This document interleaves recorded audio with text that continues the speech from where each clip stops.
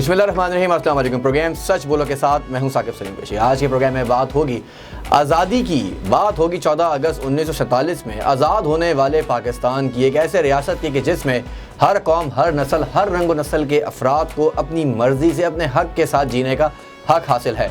ऐसा पाकिस्तान के आइन में भी लिखा है और ऐसा ही करता आए सालों से। लेकिन कुछ सालों से पाकिस्तान में कुछ ऐसे वाक़यात रोनुमा होते जा रहे हैं कि जिससे ना सिर्फ पाकिस्तान की तज़लील की जा रही है या फिर किसी मनसूबा बंदी के तहत दुश्मन के एजेंडे को मुकम्मल किया जा रहा है।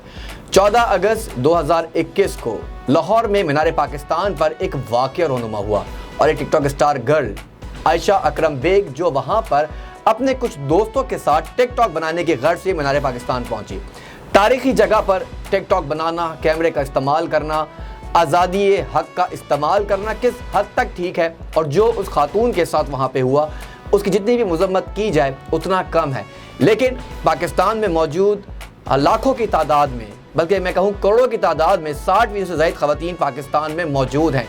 क्या सबकी तज़लील होती है? क्या कोई बेटी पाकिस्तान की महफूज नहीं है?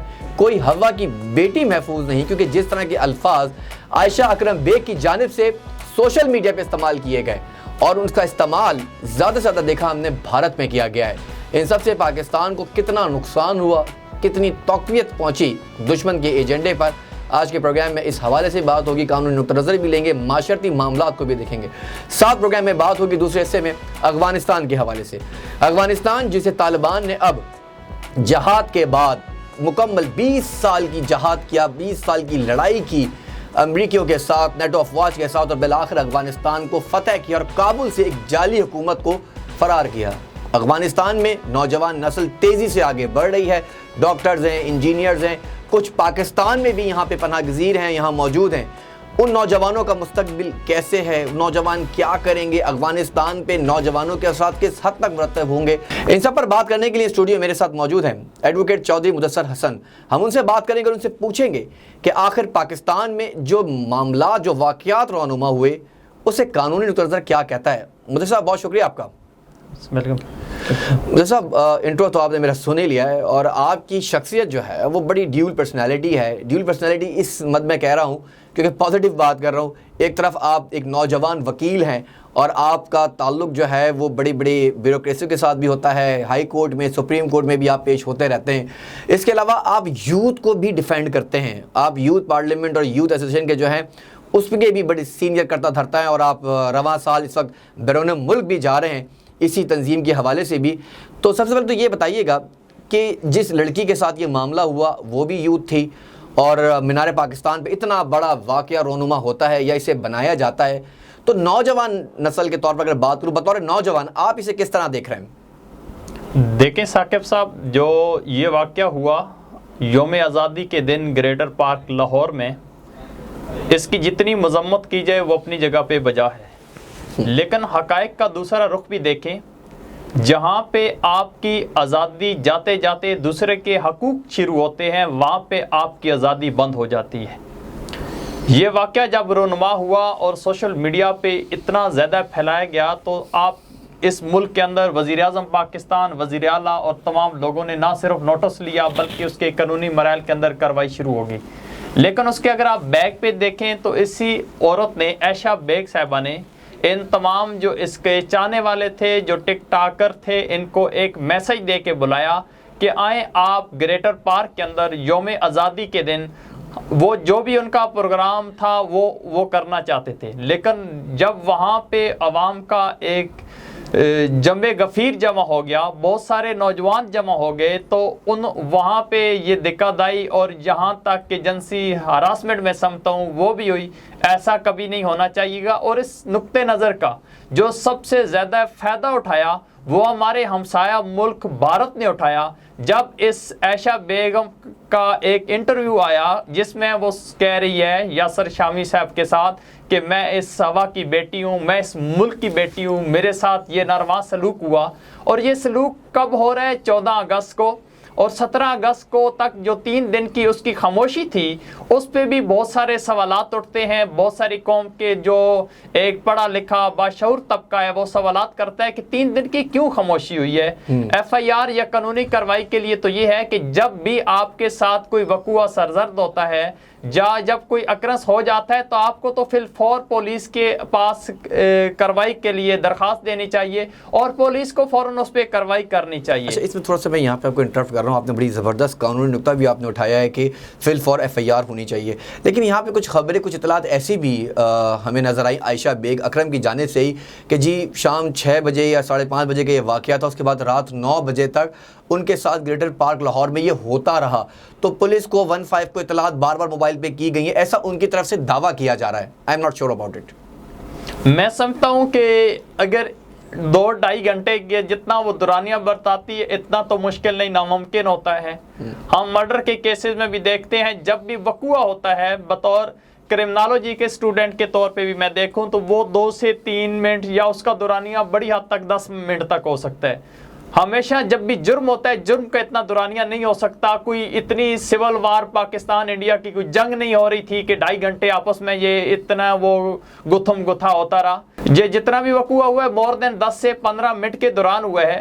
لیکن اس سے پہلے جتنے خد و خال سے قانون تب ایکشن میں آتا ہے جب کوئی وقوع ہو جاتا ہے, لیکن اس وقوع کے کتنے پیچھے خد و خال ہوتے ہیں اس میں سے ہم میرے سوسیالوجی ہیں, میرے اینتھراپولوجسٹ ہیں, جب میرے نفسیات ہیں, آج اس وقت امر کی ضرورت ہے کہ ان کی نہ صرف خدمات حاصل کی جائیں بلکہ یوتھ کی جو منٹل ہیلتھ ہے اس کے اوپر کام کرنے کی بہت زیادہ ضرورت ہے تاکہ نوجوانوں کا موجودہ جو مائنڈ سیٹ ہے اس کو نہ صرف چینج کیا جائے, اس کی پرسیپشن کو چینج کیا جائے. آج ریاستی ادارے میں یہ برملا کہتے ہوئے نہیں شرماتا کہ وہ اس وقت سو رہے ہیں, کوئی خاص کام نہیں کر رہے شاید, اور وہ نہیں دیکھ رہے کہ یہ یوتھ اگر اسی ڈگر پہ چلتی رہے تو آنے والے مستقبل میں ان نوجوانوں کا کیا حال ہوگا. بہت سی ایسے سوشل میڈیا کی سوشل ایپز ہیں جن کا نیگیٹو استعمال کرنے تھے اور ہمارے معاشرے کا جو سب سے کریم طبقہ ہے جس کو ہم یوتھ کہتے ہیں وہ ڈیجیٹل کوکین کے طور پہ استعمال کر رہی ہے. اچھا میں سوری آپ کو انٹرپٹ کروں گا, آپ نے ڈیجیٹل کوکین کا نام ایک دے دیا ہوا ہے ظاہر سوشل میڈیا پر. جس طرح ہم دیکھ رہے ہیں کہ نوجوان نسل تیزی سے یہ اینڈرائڈ فونز, آئی فونز, آئی پیڈز اور لیپ ٹاپس کے ساتھ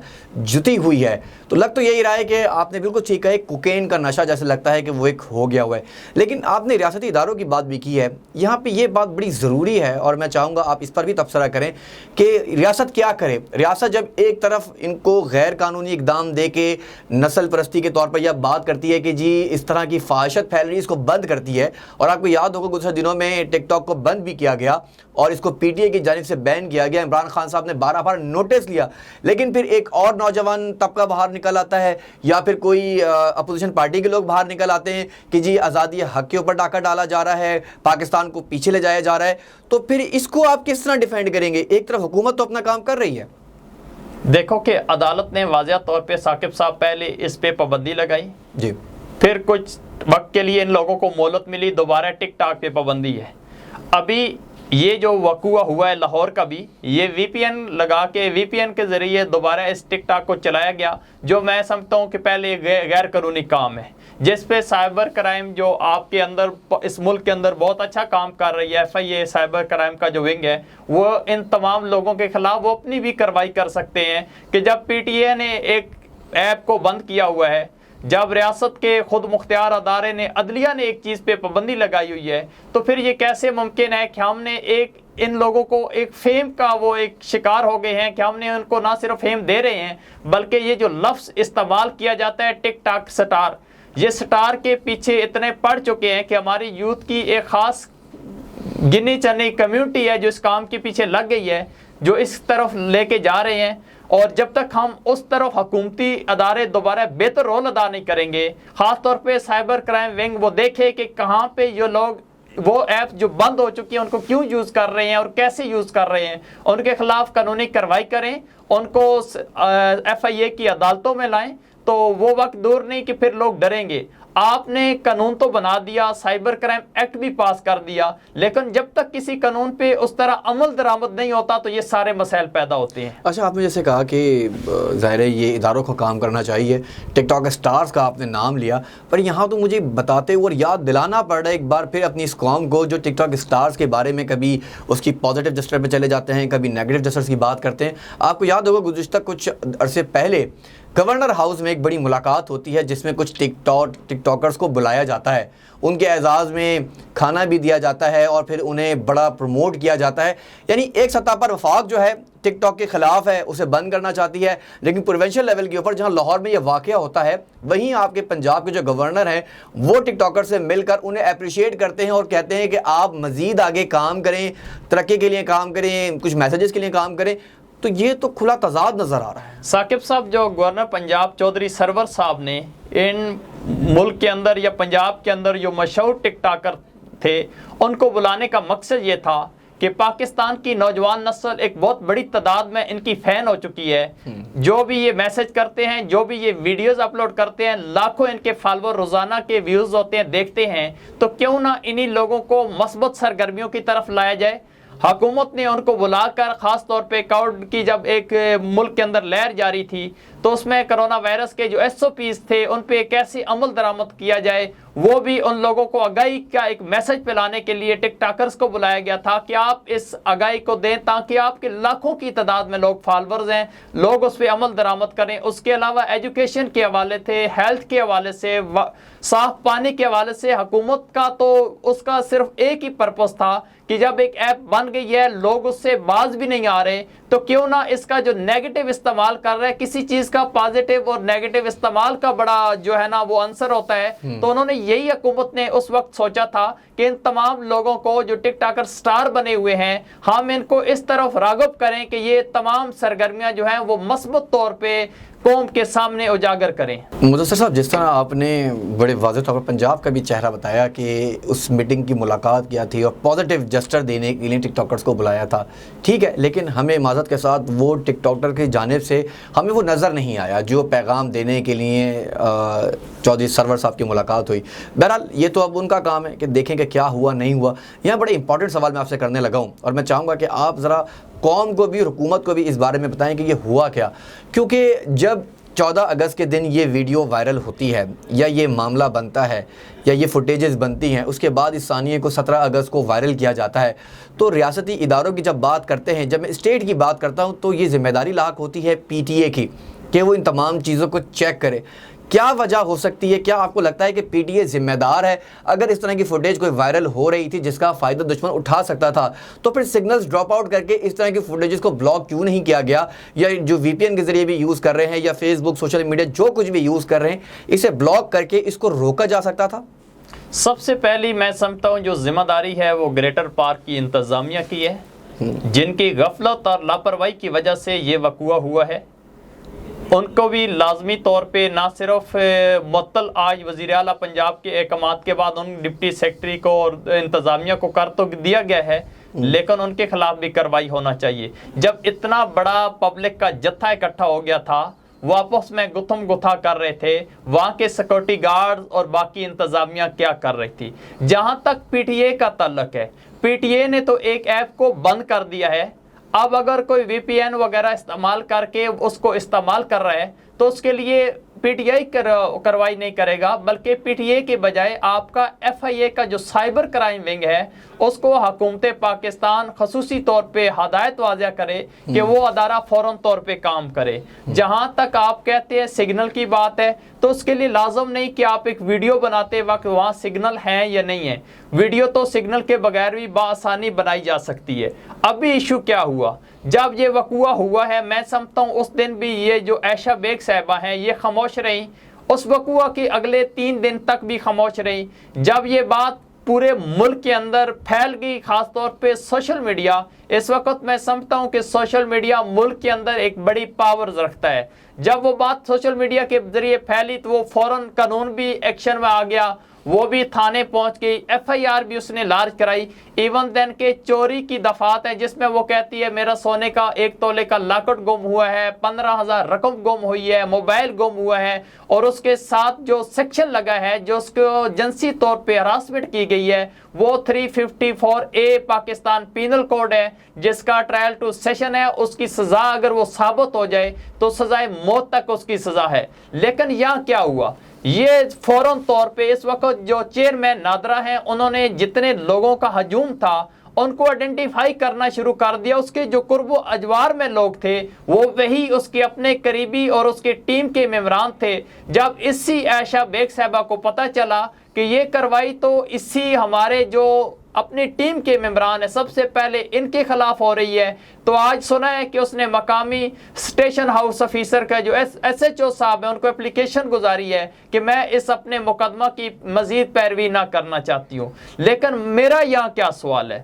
میں سمجھتا ہوں کہ اس کا احمد جو انٹرنیشنل لیول پہ بھارت میں اور بھارت کے میڈیا نے پراپوگنڈا کیا ہے اس کا ازالہ کیسے ہوگا. اور جہاں تک بات ہے ان تشدد کے حوالے سے, مور دین جو شریف ہاسپٹل کے اندر اس کی میڈیکل بنی ہے رپورٹ, اس کے مطابق 15 جگہ پہ اس کے زخموں کے نشان ہیں, اس کی گردن پہ نوچنے تک نشان ہے, اس کے ہاتھ پہ اور کونی کے ساتھ نیل کے بھی نشان ہے. کیا ان نوجوانوں کو قانون یہ اجازت دیتا ہے کہ وہ ایسی کارروائی کریں؟ تو اس کا آنسر ہے کہ نو.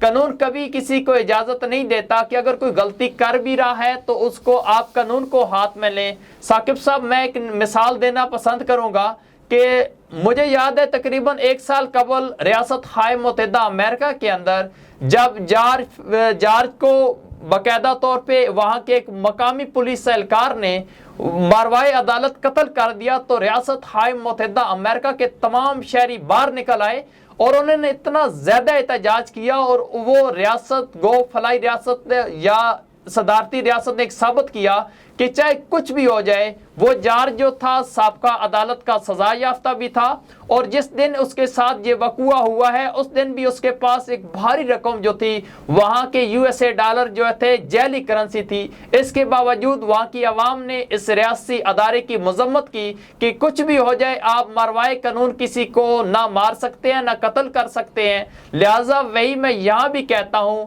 کہ ان نوجوانوں کو کوئی اجازت نہیں دیتا, چاہے وہ اس کی ٹیم کا ممبر ہی کیوں نہ ہو, کہ وہ اس کو جسم کو پکڑے, اس کے جسم کو جنسی طور پہ ہراسمنٹ کرے. اس کی نہ صرف مذمت کرنی چاہیے بلکہ فوجداری کارروائی کے اندر ریاست اپنا بہتر رول ادا کرے, اور چاہے وہ اس چیز سے وڈرا کرے پیچھے بھی ہٹ جائے پھر بھی ریاست باقاعدہ طور پہ اس کی کارروائی کرے اور تمام جو لوگ ہیں ان کو قانونی دائرہ کار کے اندر لاتے ہوئے 30 دن کے اندر عدالت ایک اچھا فیصلہ کرے تاکہ معاشرے میں ایک امن پیدا کرنے کے لیے ایک ریاست کا دبدبا اور خوف بھی ہونا چاہیے. ٹھیک ہے, بڑی زبردست آپ نے تشریح پورے معاشرے کی بھی کی, پورے قانون کی بھی کی. آخری سوال آپ سے کرنا چاہوں گا کنسرن عائشہ اکرم بیگ کے حوالے سے کہ لاہور میں جب یہ واقعہ ہوتا ہے, کیونکہ سوشل میڈیا کے اوپر ہمیں 2 طرح کے لوگوں کی اس وقت جو ہے وہ پیغامات مل رہے ہیں, 2 طرح کے لوگوں کے موقف ہمیں مل رہے ہیں.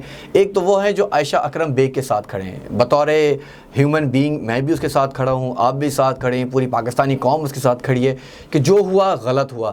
اگر ایک پروسٹیوٹ بھی ہو, اگر اس کی مرضی نہ ہو تو کوئی اس کے جسم کو بھی اگر ہاتھ لگائے تو اس کے زمرے میں بھی آپ کو یہ, آپ قانونی ماہر بھی ہیں, طالب علم بھی ہیں, تو ظاہر ہے اس کے خلاف یہ مقدمہ بنتا ہے کہ زبردستی آپ اس کے ساتھ کوئی ایکشن نہیں کر سکتے.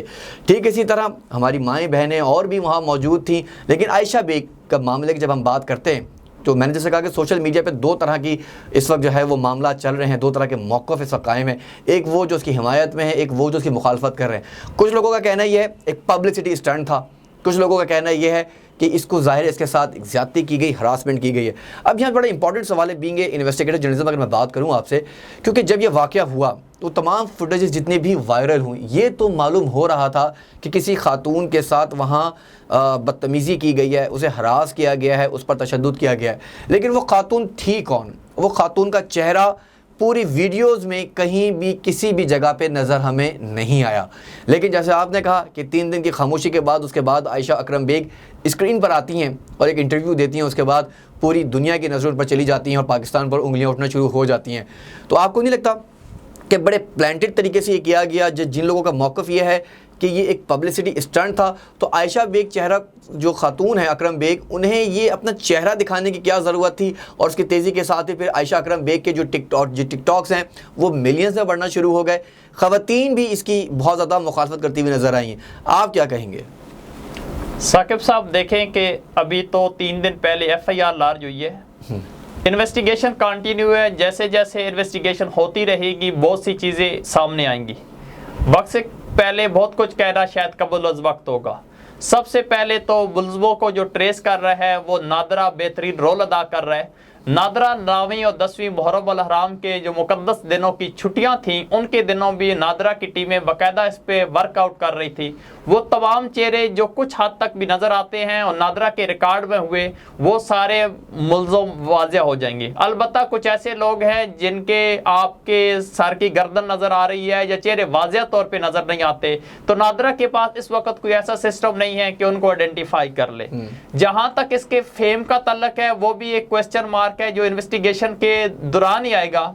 اس وقت عام بات یہ ہے کہ ایک وہ دن جو اس ملک کے خداداد پاکستان کو حاصل کیا گیا, پاکستان کے بچے میں پاکستان کے لیے اتنی عزت اور توقیر ہے کہ وہ کوئی بندہ لفظوں میں نہ بیان کر سکتا ہے نہ لکھ سکتا ہے.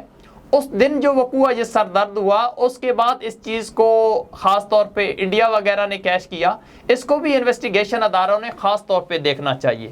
ہماری بدقسمتی یہ ہے کہ سوشل میڈیا پہ استعمال کرنے والے بہت بڑی تعداد ان لوگوں کے بھی ہے جو زیادہ پڑھے لکھے نہیں, جو زیادہ چیزوں کو بہتر طور پہ نہیں جانتے, جو جیسی چیز دیکھتے ہیں اسی کو فوراً طور پہ شیئر کر دیتے ہیں. ہمیں یہاں پہ ایک اپنی ذات کے اندر پی لگانی ہوگی. ہمیں سوچنا ہوگا کہ جو انفارمیشن ہمیں مجھ تک ملی ہے میں اس کی بہتر تحقیق کر لوں. جب ہم بغیر تحقیق کے چیزیں واٹس ایپ پہ اور فیس بک پہ ہر چیز پہ جلدی پھیلاتے ہیں وہ وائرل ہو جاتی ہے. جہاں پہ اصل ورق ہوتا ہے کسی بھی وقوعے کا, اس کی کون سی وجوہات تھی وہ سامنے نہیں آتی. موجودہ اس کا سٹیٹس یہ ہے کہ چاہے اس کو فیم حاصل کر رہی تھی یا کچھ بھی ہو رہا تھا, ایسا جو مناسب غیر مناسب الفاظ ہے میں نہیں کہنا چاہتا, لیکن اگر کسی نے آپ کو اپرچونٹی دے دی, کسی کے لباس بہتر نہیں بھی تھا, تو اس میں بھی پاکستان کے کسی شہری کو یہ حق نہیں پہنچتا کہ اس پہ جا کے ٹوٹ پڑیں, نوچنا شروع کر دیں اور اس کو گتھم گتھا کریں. باقی بات یہاں تک ایک اور واضح کرتا جاؤں کہ کچھ لوگ اس حوالے سے معاشرے کے میں بہت زیادہ کہہ رہے ہیں شاید پاکستان عورتوں کے لیے محفوظ ملک نہیں ہے, تو وہاں میں یہ کہوں گا ایسا بالکل بھی نہیں ہے. الحمدللہ پاکستان کے ہر ادارے کے اندر عورتیں اپنا بہترین کردار ادا کر رہی ہیں. عورتیں اکیلے دفتروں میں جانتی ہیں, جوڈیشری میں عورتیں ہیں, وکلاء صاحبان ہیں, پولیس میں ہیں, FIA میں ہیں, پائلٹ ہیں, اور دنیا کے تمام ملکوں میں جاتی ہیں. کتنے جنسی ہراسمنٹ کے کیس آتے ہیں؟ تو آنسر از نو. آپ جانتے ہیں کہ 2 سال پہلے وہ گیریج نام تھا شاید اس کا, کینیڈین عورت تھی, وہ پاکستان میں وہاں تک اور شمالی علاقہ جات تک اکیلی جاتی ہے موٹر بائک پہ, جہاں رکتی ہے لوگ اس کو مفت میں کھانے سرو کر رہے ہیں, مفت میں اس کو پیٹرول تک مل رہا ہے. وہ اس پورے ملک کے اندر گھوم کے گئی ہے, اسے تو کسی نے تشدد کا نہ نشانہ بنایا ہے نہ ہی اس کے ساتھ تشدد ہوا ہے. وجہ یہ ہوتی ہے کہ جب والدین کی طرف سے بھی بچوں کی بہتر تربیت نہیں ہوتی, ریاستی ادارے بھی بہتر کردار ادا نہ کریں, اور اساتذہ کرام بھی یونیورسٹیز کے اندر صرف پڑھا رہے ہیں کہ طلباء پیپر کی ایک ڈگری حاصل کر رہے ہیں, جو تربیت کا فقدان آ رہا ہے, جو موٹیویشنل لیول پہ ان کی منٹل گروتھ نہیں ہو رہی, منٹل ہیلتھ پہ جب تک یوتھ کا کام نہیں ہوگا تو وہ ہر وہ کام کریں گے جس میں وہ سمجھیں گے کہ ہمیں فیم مل رہا ہے. اب وہ پازیٹیو ان کو مل رہا ہے یا نیگیٹو مل رہا ہے, یہ بہت سے سوالات ہیں جو ریاستی اداروں کو سب سے پہلے اس میں رول ادا کرنا ہوگا. ورنہ دیکھنا ہوگا اگر یہی کچھ واقعات ہوتے رہے تو آنے والے وقت میں ہم اس قوم کو, ہم اس ملک کو کیا دے رہے ہیں. خدا را اس ملک کے اور اس ریاست کے بارے میں سوچیں. ٹھیک ہے, بہت شکریہ چودھری مدثر حسین. آپ نے بڑی واضح طور پر قانونی نقطہ بھی قوم کے سامنے رکھا ہے, آپ نے معاشرتی نقطہ بھی قوم کے سامنے رکھا ہے. آپ نے وہ بھی بتایا کہ آخر دنیا میں جو ایک سوچ ڈیولپ کی گئی ہے اس میں کسی بھی قسم کے حقائق نہیں ہے. ظاہر ہے جیسے میں نے پہلے خود بھی کہا کہ تقریباً 60% سے زائد آبادی خواتین کی پاکستان میں مشتمل ہے. ایسے میں ہماری مائیں بہنیں بیٹیاں روز گھروں سے باہر نکلتی ہیں. جیسا آپ نے کہا واضح طور پر کہ کتنے جنسی زیادتی کے واقعات جو ہیں وہ رجسٹرڈ ہوتے ہیں, تو جواب ہے نہیں, کیونکہ کچھ لوگ جو اس طرح کا پروپیگنڈا کر رہے ہیں اس سے کہیں زیادہ واقعات انڈیا میں روزانہ کی بنیاد پر ہوتے ہیں. ہم آج بھی نہیں بھولے کہ کیسے ایک طالب علم کو جو ہے وہ ایک بس کے اندر گینگ ریپ کیا گیا بھارت کے اندر, کس طرح اس پر تشدد کر کے اسے قتل کیا گیا. ہم آج بھی نہیں بھولیں کہ جس طرح نریندر مودی کی حکومت میں گجرات میں خواتین کے ساتھ ان کی عزتیں لوٹی گئی, کس طرح مقبوضہ جموں کشمیر میں بھارت کے یہ نکٹو فوجی ہماری مسلمانوں بہنوں کی عزت و آبرو لوٹتے رہے ہیں. تو ایسے میں دنیا بھی خاموش نظر آتی ہے. ہیومن رائٹس کی جو بڑی بڑی تنظیمیں ہیں ان کے بھی منہ پر تالا لگ جاتا ہے. لیکن پاکستان میں اگر ذرا سا کوئی ایک ٹک ٹاک اسٹار نام نہاد, اگر میں کہوں تو غلط نہ ہوگا, اگر وہ کسی مجمع میں کسی جگہ پر کوئی ایسا معاملہ پیش آ جاتا ہے تو اسے ایک نیا رخ دینے کی طرف متوجہ ہو جاتے ہیں. اب یہ فیصلہ عوام نے کرنا ہے, یہ فیصلہ قوم نے کرنا ہے, کیا صحیح کیا غلط. ایک مختصر بریک لیں گے, جب بریک کے بعد واپس آئیں گے تو بات کریں گے افغانستان کی صورتحال پر. اسٹے ود اس.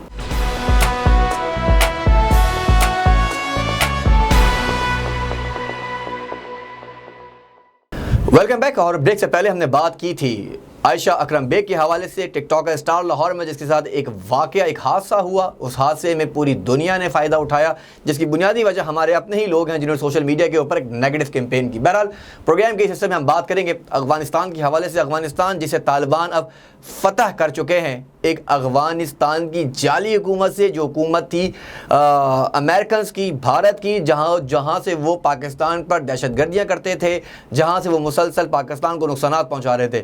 اب وہاں طالبان نے فتح کی, 20 سال بعد امریکہ کو ڈھیر کیا. اس پر تبصرہ کریں گے. مدثر حسین صاحب میرے ساتھ موجود ہیں. مدثر صاحب, آپ یہ بتائیے گا کہ افغانستان کی صورتحال آپ کے سامنے ہے اور 20 سال بعد امریکہ کو وہاں سے بھاگنا پڑا, طالبان نے فتح کی, کابل میں اب ان کی حکومت بننا شروع ہو گئی ہے اور وہ اپنے حساب سے کام کرنا شروع ہو گئے. بڑی نوجوان نسل وہاں پہ اس وقت موجود ہے اور آپ نے دنیا کے دورے آپ کرتے رہتے ہیں اور آپ کی ملاقاتیں بہت سے لوگوں سے ہوتی ہے. ظاہر ہے آپ ایک یوتھ کو بھی ریپرزینٹ کر رہے ہیں, ایسوسیشن کو, وہاں آپ کے کچھ دوست بھی ہیں, افغانیوں سے بھی آپ کی ملاقات ہوتی ہے, کچھ اور لوگوں سے بھی ہوتی ہے, پاکستانیوں سے, ملیشین سے, اور اب تو آپ ٹرکی بھی جا رہے ہیں اگلے ماہ نومبر کے تقریباً اس میں, کہ جہاں آپ کو کچھ ایوارڈز کے لیے بھی جانا پڑ رہا ہے. تو یہ معاملہ کس طرح آپ دیکھ رہے ہیں کہ افغانستان اب نئی نسل کے ہاتھوں میں جانے لگا ہے؟ ثاقب صاحب دیکھیں کہ جو لفظ طالبان ہے وہ بڑا پہلے ماضی میں لوگوں کے لیے ایک منفی لفظ, اور طالبان نام لینے سے تشدد, ہٹ درمی, سختی, اور یہ سمجھا جاتا تھا کہ کوئی ایسا جتھا یا گروہ ہے جس کا کام ہے جو انسانیت کا دشمن ہے, جو فلاح و بہبود کا دشمن ہے, جو جمہوریت کا دشمن ہے, جو عورتوں کا دشمن ہے, جو ریاستی اداروں کا دشمن ہے, جو ریاست کے ہر اس فعل کا دشمن ہے. شاید ایک ایسے لوگ ہیں طالبان جن کا کام ہے دنیا کے اندر انتشار اور دہشت گردی کو پروان چڑھانا. لیکن ابھی جو 15 اگست, مجھے خوشی اس بات کی ہے کہ اسی دن نریندر مودی صاحب ابھی اپنی خوشیاں وہ منانے کے طرف آ ہی رہے تھے کہ یکدم دنیا میں ایک انقلاب برپا ہوا اور یہ جو نام نہاد ایک جتھا رہ گیا تھا افغانستان کے اندر, وہ جو ڈرپوک لوگ ہیں وہ بھاگنے کو تیار ہوئے اور طالبان کا نیا سیٹ اپ آ گیا. اب فیوچر میں کیا ہوگا وہ آنے والا وقت ہی بہتر تعین کرے گا. لیکن ابھی تک جو طالبان کی پریس کانفرنس بھی ہوئی ہے اس میں طالبان نے ابھی تک تقریباً 5 دن ہو چکے ہیں طالبان کی حکومت کو, کوئی انہوں نے ایسا ایکٹ نہیں کیا, کوئی ایسا کام نہیں کیا جو تشدد پہ مبنی ہو. وہ تمام ادارے اسی طرح چلنا شروع ہو گئے ہیں, سکول چل رہے ہیں, یونیورسٹیز چل رہے ہیں, ریاستی ادارے چل رہے ہیں, اور طالبان نے اس وقت ایک جمہوریت کا اور فلاح کا پیغام دیا ہے. سابقہ ماضی میں دیکھا جائے یا 20 سال پہلے دیکھا جائے تو وہاں مذہبی طور پہ بھی بہت افراتفری اور منافرت تھی. 9ویں اور 10ویں محرم عاشورہ کے دن جتنی بھی وہاں پہ پروگرام تھے، کانفرنسیں تھی، جب مذہبی طور پہ لوگوں نے اپنے عقیدت کے جتنے بھی پروگرام کیے تو وہاں پہ کوئی ایسا وقوع نہیں ہوا جس پہ دنیا ایک نیگیٹو امیج طالبان کا سامنے رکھتی. اس موجودہ جو سیٹ اپ آیا ہے اس میں سب سے زیادہ جو میں سمجھتا ہوں وہ نقصان جو ہے وہ انڈیا کا ہے. انڈیا اس وقت طالبان میں اور افغانستان میں بہت اپنی طرف سے انویسٹمنٹ کر چکی تھی. انڈیا نے ہماری مشکری سرحدوں پر بغلہار ڈیم بنا کر ہمارا پانی بند کیا، اور انڈیا نے افغانستان میں بہت بڑی انویسٹمنٹ کر کے دریائے کابل پہ ڈیم بنا کر ہمارا جو KPK کی طرف مغرب کی جانب پانی تھا وہ بند کرنا چاہ رہا تھا. انڈیا یہی چاہتا تھا کہ پاکستان کا پانی بند کر کے پاکستان کے تمام دریا خشک ہو جائیں اور پاکستان خشک سالی کا شکار ہو جائے. شاید انڈیا کے جتنے پروگرام تھے وہ سارے انڈیا کو بہت زیادہ مایوسی ملے گی. ٹھیک ہے، جیسے آپ نے پوری صورتحال افغانستان کی بھی بتائی، بڑی بہتر طریقے سے بتائی ہے. اب یہاں ایک سوال یہ بھی، کیونکہ ظاہر سی بات ہے حکومت طالبان کی وہاں بننا شروع ہو گئی ہے، فنڈنگ کی انہیں ضرورت ہے، ان کے خزانے ویسے ہی منجمد کر دیے گئے ہیں. اس وقت چین اور روس ان کے ساتھ کھڑا ہو گیا، جسے سلامتی کونسل نے باقاعدہ طور پر اعلان کر دیا ہے. پاکستان کی جانب سے پازیٹیو وائز جا رہی ہیں، کیونکہ پاکستان نے پہلے بھی طالبان کے ساتھ بڑا اہم کردار ادا کیا طالبان اور امریکہ کے درمیان مذاکرات میں. گویا کہ انہیں اب بہت تیزی سے بھاگنا پڑا، لیکن اب وہاں پہ فائنینشیل ایشوز آنا شروع ہو گئے ہوئے ہیں. ان کے پاس پیسے اس طرح نہیں ہیں، لیکن جس طرح ان کے پاس تجارت چلتی تھی اور تقریباً 1 ارب روپے کی ایک ٹریلین کی جو ہے وہ ان کے پاس منشیات کا کاروبار سالانہ وہاں پہ رہا ہے، تجارت وہاں پہ مرکوز ہونی ہے اور معاملات ہونے، تو ان سب کے لیے ٹائم لگے گا. آپ کیسے دیکھ رہے ہیں عالمی سطح پر افغانستان کا بنتا ہوا اسٹرکچر؟ کیا افغانستان آپ کو لگتا ہے کہ جو طالبان ہیں وہ حکومت میں وہ وجود بنا سکیں گے جو ہونا چاہیے؟ ثاقب صاحب، میں سمجھتا ہوں کہ ریاستیں کبھی معیشت سے یا صرف دولت سے نہیں چلتی. ریاستوں کو چلانے کے لیے بہت سے معاملات، آئین و قانون اور بہت سی چیزیں ہوتی ہیں. طالبان کا میں وہی کہوں گا کہ سابقہ جو امیج تھا لوگوں کا اور پوری دنیا میں وہ بہت بڑا نیگیٹو تھا. موجودہ جو طالبان اس وقت آئے ہیں وہ اپنی طرف سے کوئی ایسا میسج نہیں دے رہے. انہوں نے تو یہاں تک کہہ دیا ہے کہ ہمارا جتنے لوگوں کے ساتھ کنفلکٹ تھا، ہمارا جو نظریاتی اختلافات تھے، مذہبی طور پہ اختلافات سے، طالبان نے ساری چیزوں کو ریفیوز کر دیا اور کہا کہ ہم ساری چیزوں کا نہ صرف ریفیوز کیا بلکہ وہ بدلہ بھی نہیں لے رہے. آپ نے دیکھا ہے کہ جب ماضی میں طالبان کی بات کرتے تھے تو وہ پہلے بندوق استعمال کرتے تھے، بعد میں بات کرتے تھے. ابھی وہ شاید اس طرف نہیں آ رہے. ابھی طالبان بھی سمجھ چکے ہیں کہ اگر وہ اسی روایات کے اوپر دوبارہ چلنے کی کوشش کریں گے تو شاید ان کے لیے بہت سی مشکلات کا سامنا کرنا پڑے.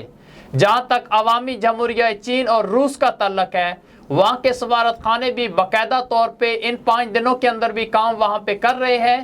وہاں کے جتنا ویزا کا اور باقی جتنا پروسیس ہے وہ تمام فلفلمنٹ وہاں پہ پوری ہو رہی ہیں. تو ان 2 ممالک کو تو مایوسی نہیں مل رہی.